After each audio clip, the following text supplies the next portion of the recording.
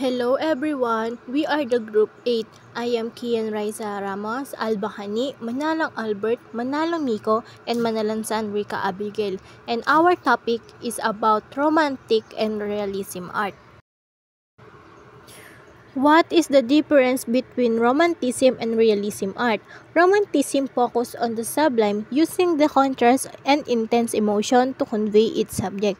Realism focuses on detailed, sometimes gritty depiction of reality. So, ang sinasabi dito, yung romanticism is like a dreamy escape showing intense emotion and fantastical scenes. While realism naman po is like a mirror kasi po is reflecting everyday life with all its details, even not so pretty ones daw po. Next is introduction. Few art movement had as much of an impact on the trajectory of art and painting since the Renaissance era as romanticism and realism. Sabi dito, yung romantic and realism art, malaki yung impact niya sa art and painting nung Renaissance era. Yung meaning po ng trajectory is impact in time. These two art periods took place in 19th century and were heavily influenced by the new and fast-evolving world that had been transformed by the Industrial Revolution. Ang romanticism at realism ay may dalawang panahon sa isang sining noong 19th century na naapektuhan ng Industrial Revolution. Sa romanticism po kasi mas pinapahalagahan ang emosyon at imahinasyon, while the realism naman po is pinapakita ang totoong buhay at realidad. So these two art po is responded to the change and challenge of their time. The Espolarium is a painting by Filipino painter Juan Luna. Luna, working on canvas, spent 8 months completing the painting which depicts dying gladiators. The painting was submitted by Luna to the Exposition Nacional de Bellas Artes in 1884 in Madrid, where it garnered the first gold medal. Juan Luna is the artist of Espolarium. It is still considered to be one of the greatest artwork from the Filipino artists. Espolarium is Juan Luna's form of awakening the symbolism of the Filipino people's ignorance, blindness, mental darkness, and oppression. The Wrath of the Medusa, painted by Theodore Dreiselt around 1819, is a renowned masterpiece that depicts the harrowing aftermath of the French shipwreck of the frigate Medusa. The survivor left adrift on harshly contracted raft and endure extreme starvation and hardship before their rescue at sea. The Wrath of the Medusa is indeed a masterpiece by Theodore Dreiselt, created between 1818 and 1819.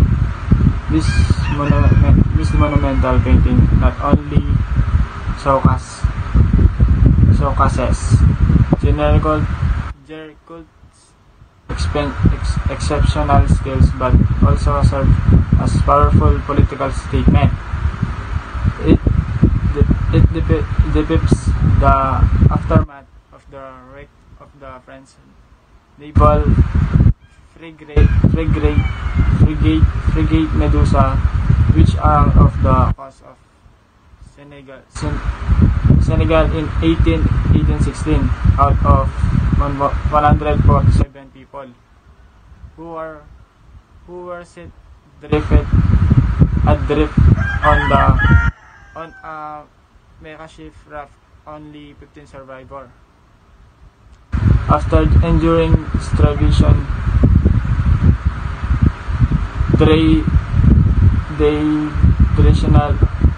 dehydration, and cannibalism.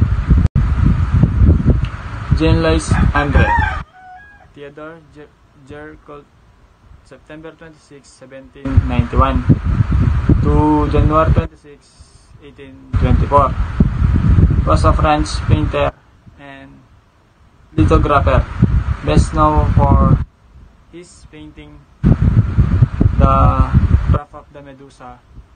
Despite his short life, Géricault was a pioneer of the Romantic movement. His work often depicted dramatic and emotive subjects, showcasing his interest in the human condition and contemporary events. Parable of the Wise and Foolish Virgins. Blake's watercolor contrasts two groups of young women, toes the length, old full oil lamp, and their lampoon's form are arranged to resemble of classical low relief sculpture, whereas their companions and right are agitated, dressed in dark clothing, and lack any source of light. The related parable in Matthew 25:1-4 urges spiritual preparedness, then shall the kingdom of heaven be like unto the 10 virgins which took their lamp and went out to. Yung kwento dito ay mayroong may 10 dalaga na itinalaga talagang maghintay sa ikakasal. Yung 5 sa kanila nag-ready ng extra oil para sa kanilang ilaw dahil baka sakali pwedeng mantala yung pagdating ng ikakasal. Yung 5 naman ay hindi sila nagbawa ng extra oil. Yung 10 babae na yun, hindi nila alam o wala silang idea kung anong oras ba dadating yung ikakasal. At nakatulog sila sa kakaintay nila hanggang sa inabutan na sila ng madaling araw. Doon pa lang dumating yung ikinasal, yung isang babae, narinig niya na may sumisigaw at sinasabing nandyan na daw yung ikakasal. Kaya ginawa nila, nagready sila at inayos yung mga ilaw nila.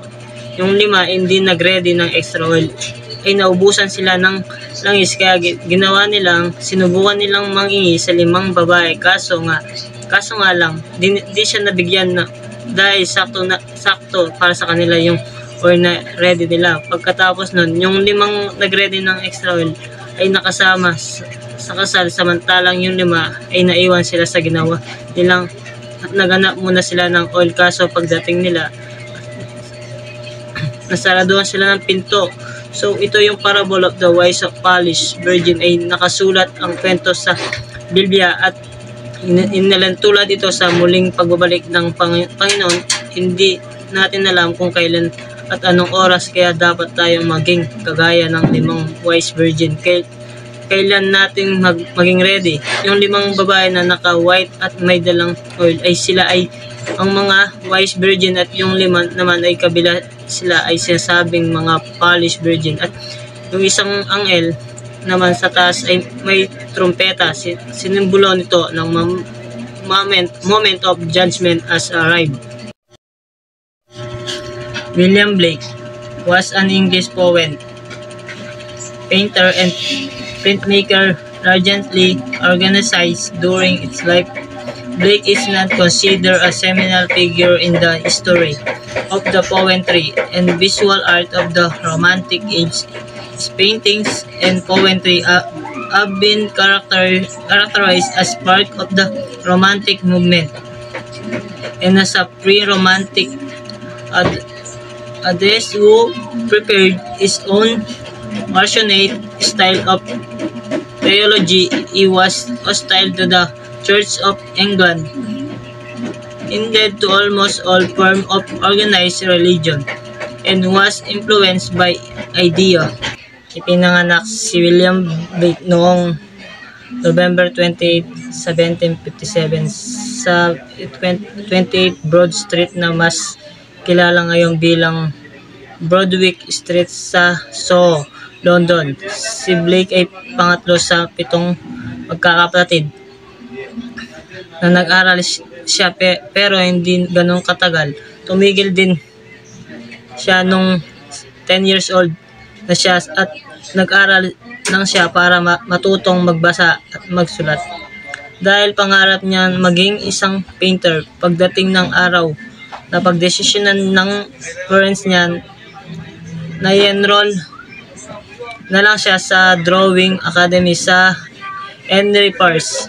At yung main inspiration niya sa paggawa ng artwork ay ang Bible at ang kanyang religious beliefs, and consider din siya bilang one of the greatest visionaries of the early romantic era. Kaya tinagurian siyang the greatest visionary dahil siya ang pinaka-unang nagsulat at nagpaint romantic style noong nabubuhay siya. Walang masyadong nakaka-appreciate sa artwork niya kasi iniisip nila na nababaliw siya at parang appreciate lang ng karamihan yung artwork niya nung namatay na siya. Materials and techniques in romantic art. The first is watercolor, the second is aqua tint, and the last is oil paint. Paint art techniques were all used during the Romantic period in the 18th and early 19th centuries. Ito po ay tungkol sa mga paggamit ng maliliit na strokes ng mga magkakaibang kulay upang lumikha ng mas marami at buhay sa isang painting. Ginagawa ito ng mga painter or printer para magkaroon ng mas malalim na dimensions at intensity ang kanilang mga likha. Romantic art symbolizes all emotions, feelings, and the moods of all kinds of, including spirituality, imaginations, misery, and fervor. The subject matter varied widely, including landscapes, religion, evolution, and peaceful beauty. The brushwork for romantic art became looser and less precise. Dito po sa romantic art, mahalaga ang pagbibigay din sa mga emotion, espiritualidad, at iba't ibang uri ng damdamin mula sa kagandahan at kalikasan hanggang sa pagbabago sa lipunan. Art and artists in realism arts. So first we have Augusta Savage. She was born on February 29, 1892 to March 27, 1962.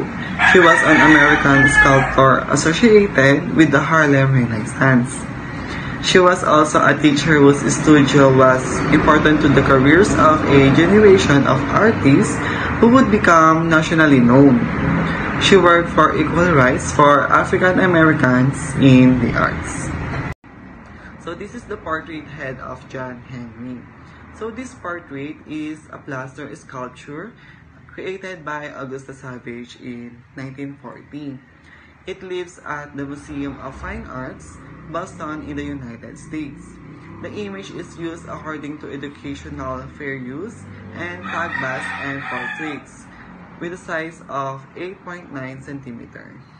Edward Hopper. Edward Hopper was an American realist painter and printmaker. He is one of America's most renowned artists and known for his skills in capturing Americans' life and landscape through his art po. Edward Hopper is known for realism art. Next po is yung House by the Railroad.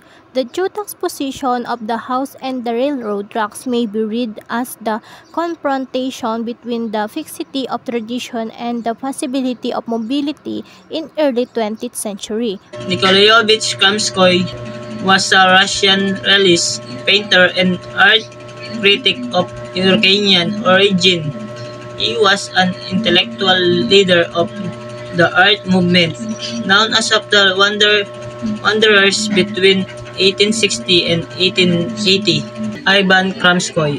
Si Kramskoy ay kilala bilang talented portraitist at historical artist, and bata pa lang siya, pinakitaan na siya ng may interest sa art. Ano bang observe o napapansin niya sa palagi niyang sinusubukan sketch kapag meron siyang pagkakataon, at nagpatuloy siya sa paggawa ng mga paintings. Kaso nga lang, namatay siya nung siya ay 49 years old habang gumagawa siya ng portrait. Portrait of unknown woman, unknown lady of stranger is an oil painting by the Russian artist Ivan Kramskoy, painted in 1883. The model, whose identity is unknown, is a woman of weight, strength, and portrait gaze. Yung artwork na ito ay nangalanan unknown woman ni Kramskoy, pero ni minsan din niya nabanggit sa mga letters or diaries niya kung sino ba talaga yun. Kaya maraming hanga-hanga tungkol sa painting niya. Yung iba iniisip nila yung babae daw ay isang prostitute o hindi alam ng karamihan kung sino ba talaga na babae sa portrait. Materials in realism art. The most common art oils: acrylics, paintbrush or airbrush, watercolor, graphic color, pencil, pastel, and even alcohol markers. Madaming klase po ng paggamit sa pagpinta. Halimbawa, ang oils ay madaling baguhin, habang ang watercolor ay manipis at transparent. Ang markers naman ay nagdidirekta at ang pastel ay malambot. Bawat isa ay may espesyal na gamit at technique na pagbibigay ng iba't ibang resulta sa sili. Ang linseed oil, walnut oil, at poppy seed oil ay ilan lamang sa mga halimbawa ng mga drying oils sa karaniwang ginagamit sa sili. Nagpapakintab din ito at nagpapabilis sa pagtuyo ng pintura kapag ito ay ginamitan. Technique in realism art. It is usually achieved through the use of very fine brushwork, detailed lighting, and great attention to details in the composition. Classical realism. This is a form of realism that relies on the traditional techniques such as of use of Cherkas's liner, perspective, and accurate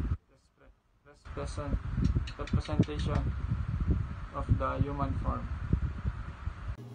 The main idea of realism in art is to accurately and honestly symbolize the world through painting or other media. Realism art often deals with subjects such as poor and working class live in order to show the truth of the world through the depiction of reality.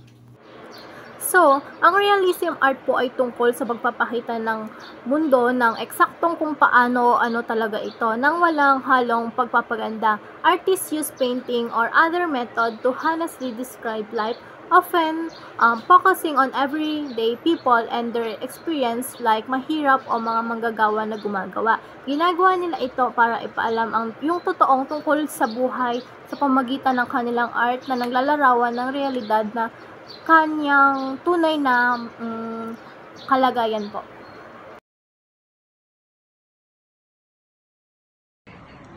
Criticism of realism. First, we have state-centric focus. Some critics argue that realism places too much emphasis on the state as the primary actor of international relations, in neglecting the role of non-state actors and global interdependence. Number 2, neglecting of domestic factors. Realism often overlooks the influence of domestic politics, public opinion, and economic factors on a state's foreign policy and international behavior.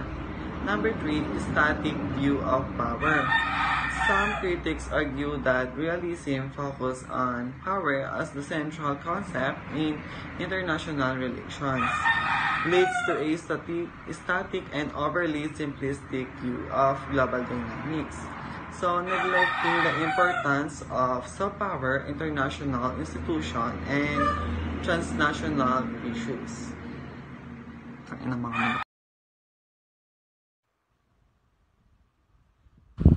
Romanticism and realism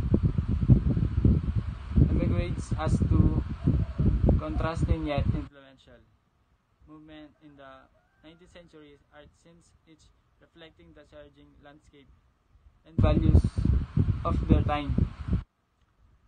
Will romanticism serves to express the sublime and intense emotions, realism ground itself in the detail, portrayal of everyday life. Despite their difference, both movement left an indelible mark on the trajectory arts shaping how we perceive and interpret the world around us. Their legacies continues to inspire and inform contemporary artists. Showcasing legalists continue to inspire and inform contemporary artists, showcasing the enduring power of artistic impression to reflect, challenge, and transcend the realities of the human experience.